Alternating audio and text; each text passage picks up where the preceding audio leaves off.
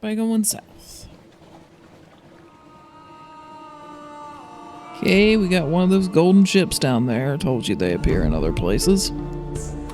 So, lights off, because if it pins us against here, we're as good as dead. This is why we have veils, everybody.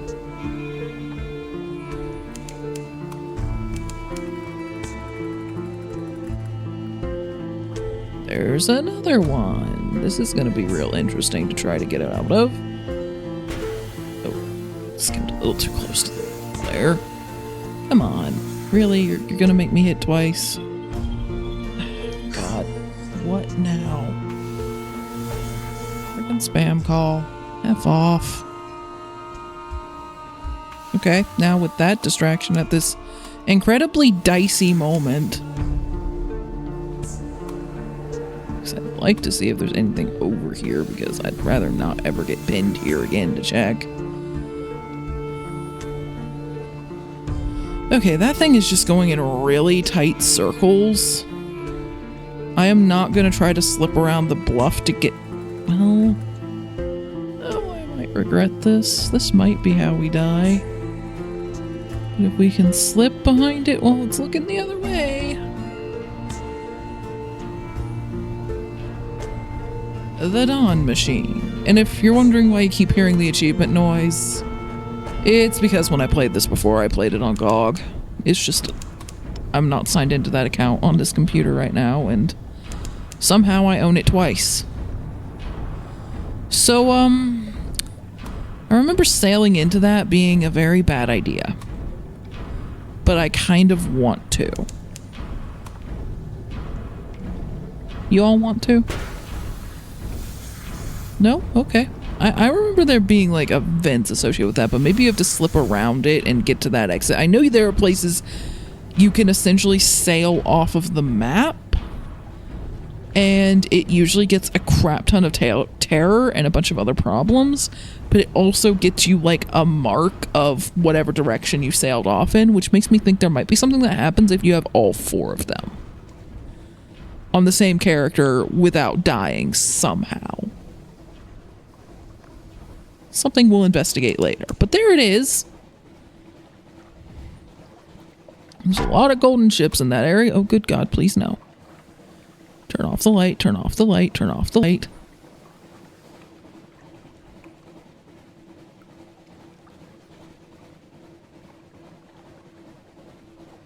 Okay, good. They're turning the other way.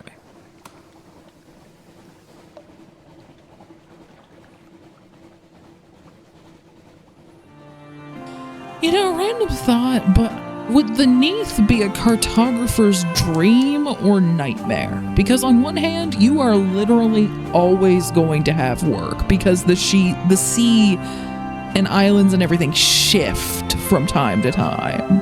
But on the other, all of your work is ultimately going to be rendered pointless. And it's never ending. Now those bats, those blue ones, they're a lot worse than the normal-ish bats that you tend to run into around Vendor Blight, so we're going to try to avoid those. And Port Carnelian, Submariner, the fierce philanthropist. Her house is built in tall, porticoed London style, red brick and white plaster, decorative iron railings painted black. Its mistress is the subject of intense colonial gossip. Independently wealthy, an industrialist's daughter, a widow, unwelcome in London. What then does she want with you? An invitation as soon as you docked.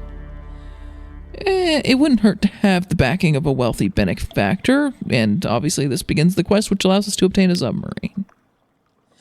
You expected a sizable gathering, but it's just you, her, and a decanter of admirable sherry. She is not a small woman, and comprehensively occupies her armchair. She wears sensible satins and sensible shoes. Her hair is impeccably curled. I've heard a number of shocking things about you, Captain, all of which I consider thoroughly promising. Her accent has a hint of Midlands melancholy to it. She must have spent much of her life on the surface. For a time, she asks questions about your travels and listens avidly to your answers. Then she gets down to business. Yeah, come to think of it, when London fell through, and obviously like some of the suburbs, which is how you have like Shepherd's Isle and Mutton Isle and like the Hunter's Keep, is there just a hole in that island now? Like, what's happening with the rest of the United Kingdom?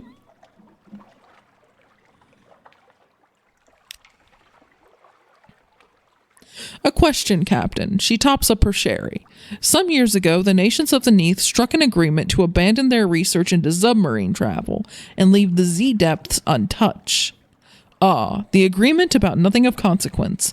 Sailors mutter about it when listing the Admiralty's follies. You nod. She raises her glass to her lips. And what is your opinion of the agreement?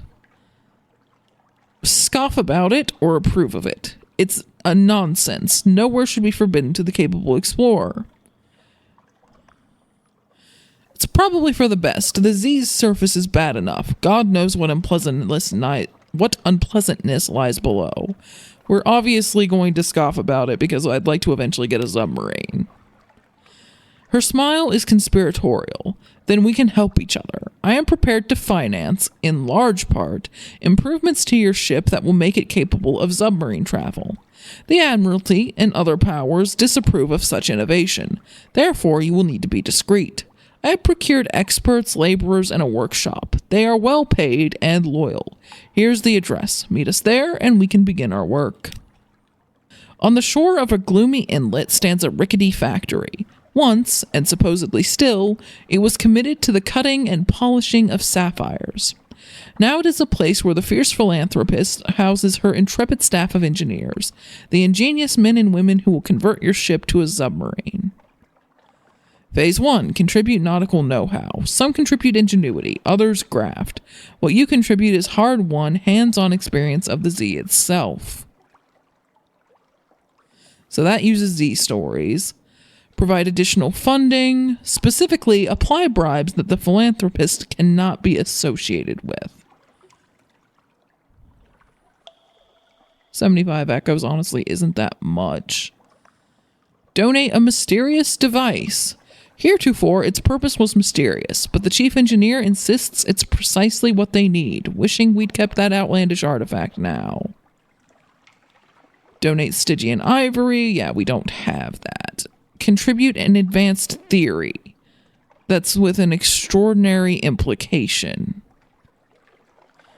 But it does get it, like, basically, like, through this whole phase.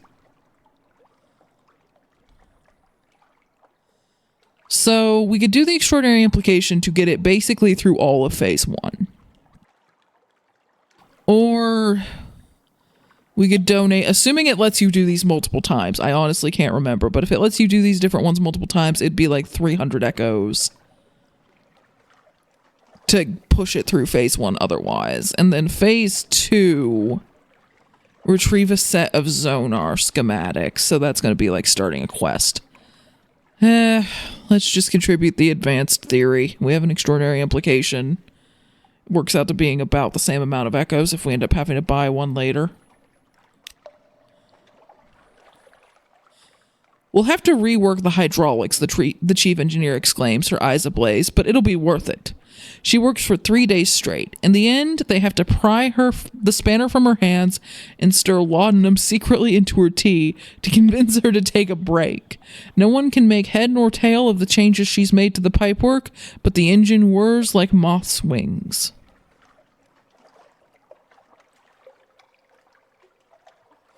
We now have two intriguing snippets. And now we have to retrieve a set of Zonar schematics. The engineers have reached an impasse. It's the Zonar. It's unreliable, loud, and stops working below 70 fathoms. But the Admiralty and the Khanate must have cracked this back in the day. The engineers brim with conspiracy theories about old submarine programs. Before the agreement about nothing of consequence, London's Admiralty conducted their submarine research at Station 3. The location of the Khanate's research base is unknown, but a number of scientists relocated to Khan's shadow. Perhaps one of those locations has information you could use. Well, we know where they both are.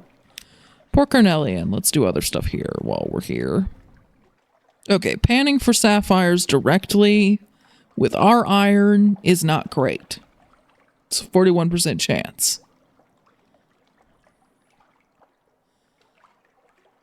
And yeah, this is another place where you can have agents, but we don't even have agents yet, so, you know, that's neither here nor there.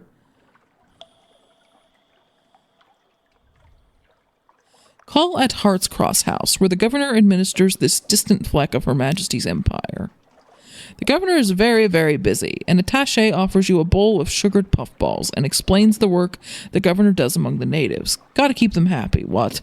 After all, they are tigers. And that gives us a port report.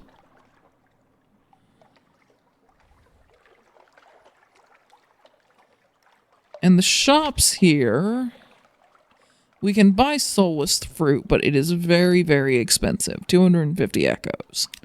Sapphire exchange.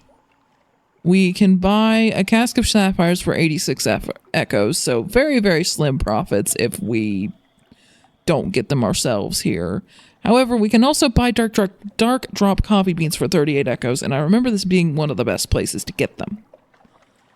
So we may just fill up what little hold space we have with those, and then take them either to Irem or to Khan's Glory to start working on stuff there.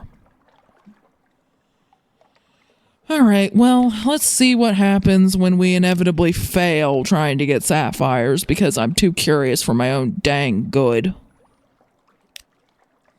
Holy crap, we got it! A glimmer of truth. Braving the jungle's violet spore drifts, you find a narrow stream. You kneel among the red-capped agarics that spot the banks. It doesn't heave with sapphires, as stories promised, but an afternoon's panning yields a pocket full of glimmering shards. So we gained 33 echoes, and wow. I feel like we need to just try that until it fails, but we can't do it repeatedly. But if we had higher iron, it would just be kind of free money, and there might be, like, better things we could get. Who knows? For now,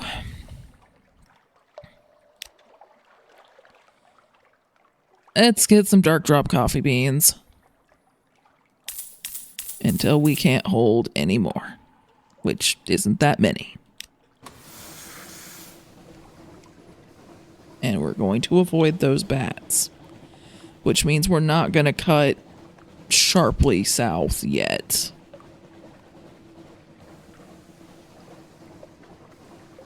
But we also, there's a lot of stuff. Okay, that's a friendly ship.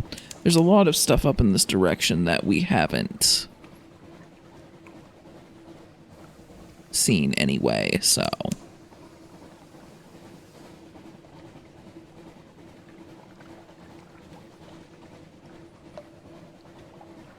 So let's see. At this point, we kind of want to go to Khan's Glory. And Station 3, which both vaguely in this, like, north direction. We might discover other things too. I'd like to keep exploring the southern coast, but there's a lot of dangerous enemies in that direction, and so far quests are pushing us this way anyway. Although I'm kind of hoping, like, once we have a submarine, sometimes it like there is a transformation sequence. It's not instant to go under the water. But there were a few times where just diving under the water got me out of dicey situations with enemies that had pinned me down. Okay, the Autumn Islands. Is there a dock here? Yeah, there has to be a dock somewhere. They don't usually mark things like that. Unless maybe it's a place where you need a submarine. I'm honestly not sure. We found Visage. Hide your face. Hide all your faces. This is the port of Visage, where faces may not be naked, except one, a stone monument the size of a village church, serenely gazing upwards, flourishing of years.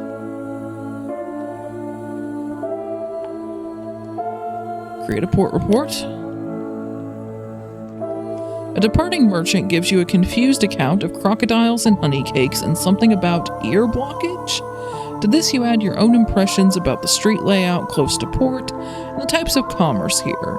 When the lights are especially bright, it is possible to make out the details of the profile of the great stone face. Once you set foot on Visage, you may be here for a little while. Terms: all those who enter must play their parts. The sign is visible only after you've crossed the threshold. On the lower slopes, stone buildings, flat roofs, archways. In the architecture there lingers a memory of lotus and palm frond. The hill above is a face, forever looking up at the ceiling of the Untersee. No one inhabits its cheeks or the hollows of its eyes. One may not wander Visage at will, so we have to check in at the customs house. A changing room. All visitors must pass, one by one, through a room guarded by a person in the mask of a moon moth. Masks in an assortment of shapes and colors await. Ask to go without any mask. Your own fair face will do for you. Thanks very much. I don't think that's going to go well. Ask the significance of the masks. Maybe there's more to it than a question of aesthetic taste. Choose the frog mask, it looks curious. Choose the locust mask, it looks voracious. Choose the bat mask, it looks threatening. Let's ask the significance. Assorted pestilences. Moon Moth explains, each mask declares a different intention towards the denizens of Visage, and must be accompanied by suitable behavior. The frog is for visitors who, though perhaps clumsy and unfamiliar with the local etiquette, have come in order to observe local ways and to make uncouth comments about them. Very British.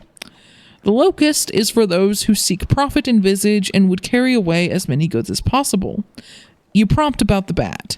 Moon Moth hesitates. Bat is an ill-omened visitor, sent as a messenger or a spy. Bat always dies. Which, okay, good thing I'm asked, because if I was going to choose based on aesthetics, I would have picked bat. We'll pick it eventually, but maybe not right now. Frog mask seems fitting because we want to learn about this place.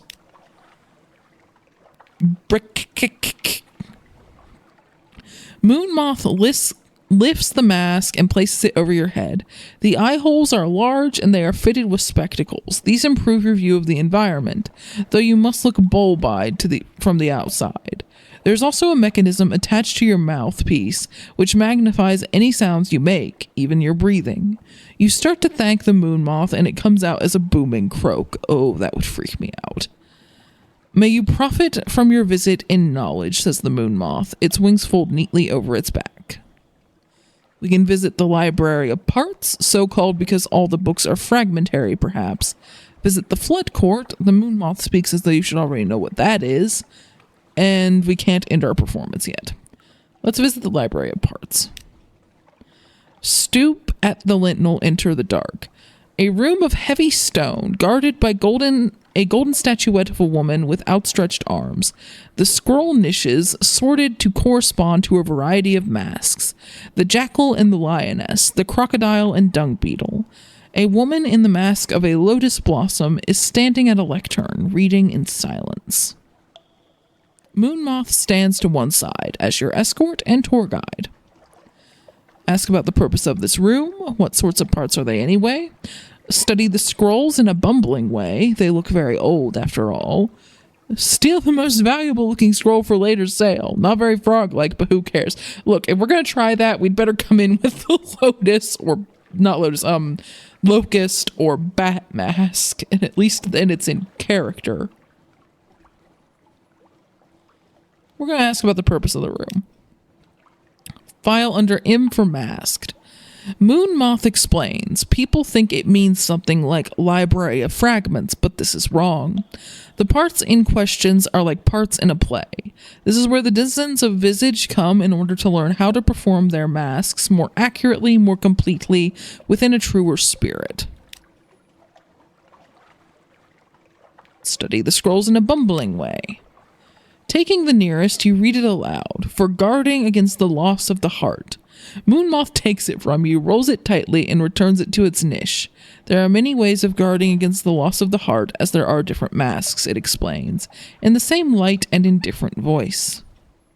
Kind of want to visit there again because that was more I wanted to do. More accurately, I wanted to write notes in the margins. Halt there. Moonmoth is startled. Apparently no other frog has gone so far as to attempt to deface the library's holdings. It gets the pen away from you, expostulating. Later you find it writing down a record of what you just did, to be added to the library of parts and a recollection of what can be expected from frogs. Let's visit the flood court. High water. The flood court is a long stone room with 2 ranks of columns on each side. Currently, the court is ankle deep in water. The water stains on the stones show that the flood has often reached higher, sometimes up to the height of your waist. In a raised niche at the far end of the room sits a statue of a man with the head of a ram. He holds a jar from which water flows out into the floor. You can ask about the purpose of the room. It doesn't really look as though it's good for anything. Show oafish enthusiasm for this wonderful indoor pool. Frogs like pools, right? Try to steal the statue's jug. It looks ancient and consequently valuable. Spy on the other occupants. Close watch is what they need. That might be locked by the mask that we've picked, that we need to be bat or locust for those. Tastelessly compare this room to other bodies of water. Frogs know water. We're going to ask about the purpose of the room first. Depth per day. From a corner, Moonmoth picks up a graduated stick. He shows you how a person standing at the end of the room may dip the stick into the water and use it to measure the water level at a pre-selected point, and how the measurements are compared with measurements written on a calendar. If the water level does not match the calendrical position, an assembly of pipes and drains is used to adjust it. It used to be, says the moth, that the water rose and fell of its own accord, and the people before wrote down what height it reached. Now the water is still, but thanks to their actions we can replicate the rise and fall so as to still be pleasing to the god of flood. It completes the explanation with a half-body bow toward the statue of the ram deity. Let's show oafish enthusiasm for the pool. You exclaim at how much you admire this room and its excellent pool. Your words are, as always, amplified into a croak. Other masks turn towards you, crocodile, lotus blossom, crescent moon, but no one speaks. You have garnered a suitable degree of disdain. Moonmoth quietly applauds your performance of froghood. We can trade masks with the Moonmoth. It has been making subtle overtures for some time, only now you understand them. It is keen to go. It draws you aside into a closet in the customs house. Had enough of visage, it tells you frankly. Here, you take my mask and pretend to be me, and I'll trade in the visitor mask and get out on some departing ship. Get my life back. Its face, no, now you see her face, is aging but unlined, a lifetime of never needing to use a facial expression.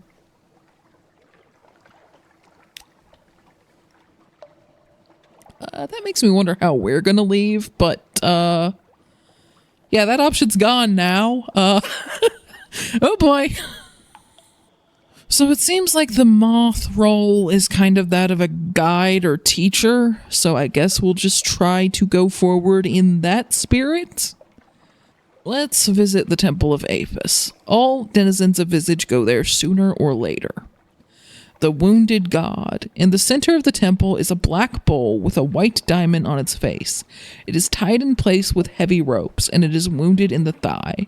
From this wound, it bleeds copiously without dying.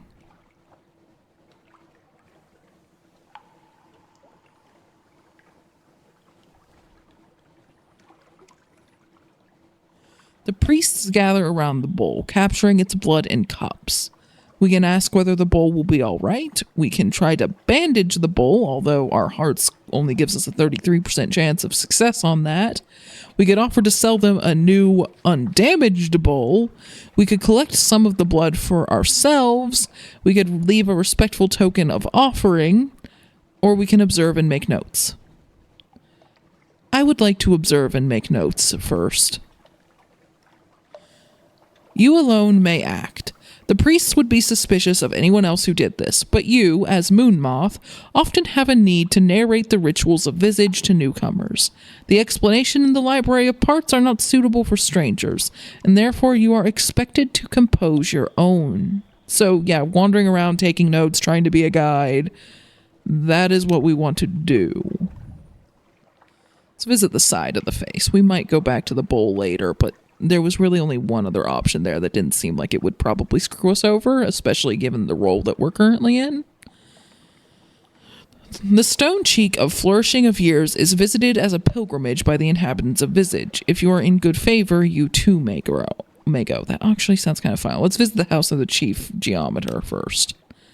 Lines in wet ground. Each morning, the man in the cobra mask draws lines in the mud flat with a pointed steel rod. This apportions to each inhabitant a small trapezoidal area from which to harvest mushrooms and to scrape salt. No plot is ever preserved from one day to the next. This man is the chief geometer, the keeper of directions, master of land measures and sea measures. Now you have been invited to his home, at the time customarily appointed for him to receive those who are not yet equal to his rank, yet not so far beneath him as to deserve to be ignored. What ceremonial gift will you bring? Let's see. We cannot bring the string of rats, because we know that wouldn't go well, I guess, because our expertise in parts is too high to do that. We can bring a necklace of lapis beads, a poem concerning snakes copied on a new scroll. That does seem kind of fitting for a moth. Bring a comb made of bone. Fresh candies requires foxfire candles. 2 honey cakes. The honey cakes kind of has my interest because that's so odd and it requires 5. Okay. Triumph. He accepts, he approves. The cakes are placed on the front table of his receiving room so that the other guests may observe and appreciate the correctness of your gesture. You are permitted to stand to one side and to watch the others arrive, but there is no one whose gift supplants yours in the place of honor. Not even the gift of a preserved lark, frozen in gelatin with a bubble of song rising from its open beak. When you depart the chief geometer's house, he presses on you a prediction that one day, when you have most need, the earth will swallow you in one place and spit you out in another. It is, of course, only a ritual saying. Gained an expertise. The reason I went for the honey cakes was 1, they were weird, and 2, they were the only one that required a knowledge of 5. I still don't understand why the honey cakes were the appropriate gesture. I don't know where we got that idea. Maybe I just missed that detail. But apparently it worked. Let's visit the Temple of Apis again and see if there's anything else we can do here. Yeah, at this point, because of our knowledge of parts, we are actually locked out of what I assumed were incorrect options. So let's leave a respectful token of offering. The tokens are small and not very valuable, as suits your lower rank in the community. The priests arrange them on a table with other small items. As you go out, you pass by the more impressive gifts. Drafting tools from the chief geometer, scales from Jackal, a heap of foreign coin brought home by Crocodile. Okay, enter the hollow of the ear. It is a place of still greater pageantry. This is a journey of several steps and may conclude your current visit. A proud noise. It is a festival day. The great stone face has been illuminated from forehead to chin with blazing torches, so that the profile is visible from the side more clearly than you have ever seen it. Flourishing of Years is awake, says the genderless figure in the crocodile mask. All the denizens of Visage are walking towards the ear together. There is a place in the procession which belongs by right to the wearer of your mask. Well, we don't have a flare to bring with us. We could leave. We're not gonna because we're too dang curious, so we're gonna just fall in line with the others. You go as though you were truly one of them. You carry nothing with you but your mask and your costume. May your heart be as light as a feather, says the woman in the lotus blossom mask as you fall in line behind her. The road you follow leads up through switchbacks along the side of the face, and finally to the ear of the flourishing of years, and into the cave that is her ear. The tunnel bends back on itself, and all lights have now been extinguished. There is nothing to guide you but the hand of the person behind you on your back, and the movement of the person in front of you. The one who walks beside you wears a bat mask. Oh dear. Fortunately, the floor of the tunnel is very smooth and presents no stumbling blocks. Sound carries strangely in this place, however. Sometimes you cannot hear your own footsteps, and sometimes a breath comes back to you audible from someplace ahead in line. We're gonna just continue. Trying to run now ain't gonna go well. There is a secret in the dark. The footsteps of the people are steady and synchronized, and you go together. For how many years has this been done, and for how many will it be done in the future? Watch your step here, says the bat mask to you in an undervoice. Its accent is the accent of Wolfstack docks. Floor's about to get squishier, and sure enough it does. At last the tunnel opens out.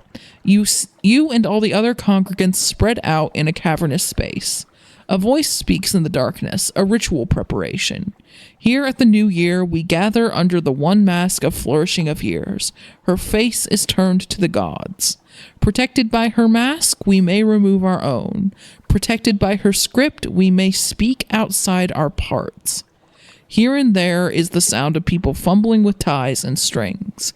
Your own face feels different with the mask off. We could wait and listen. We could fight the urge to giggle. Receive the confidence of a stranger as holy. I'm not sure what that last one means, so we're picking it. Those who come as spectators may remain as participants. In the deep shadow, you hear things that you will never repeat. They are not the most dreadful secrets or the most evil things you know, but they are entrusted to you as confessions. You needn't guard your face while you listen because no one can see you. You needn't scheme about how to use the information because you do not know whose secret this is. It has no use to you, except as a token of connection. We lost 5 terror, we gained 1 memory of distant shores, and we gained 50 fragments. The hour of confidence is drawing to its end. If there's anything else you need to do, now is the time. Well, there's nothing for us to do, at least on this particular run of it. So let the ceremony end according to the proper rites. Last bell. At the end of the hour, there comes a woman with a feather of shimmering silver, which she tucks into your hand, symbol of the innocent heart that will not be eaten by the jackal. Then a bell rings and the time of speech is over. You all begin to put your masks back on. It is possible, you cannot know for sure, that in this cover someone has exchanged a mask with someone else. It is an orderly and perfect line that emerges again from the ear of the flourishing of years. If anyone watches from above, they must surely be satisfied. We got a captivating treasure and a secret. Okay, I'm glad I didn't screw with their ceremony. That evidently went really well. Alright, and our only option now is to end our performance and leave the island. You can't stay in character forever. How long have we been here? How long has our crew just been sitting on the boat like, well, Captain may or may not be coming back? When the other citizens are distracted, you find your way to the familiar customs house and rid yourself of mask and robe. There is satisfaction in laying aside a role well performed. And we lost 10 terror. Yay us.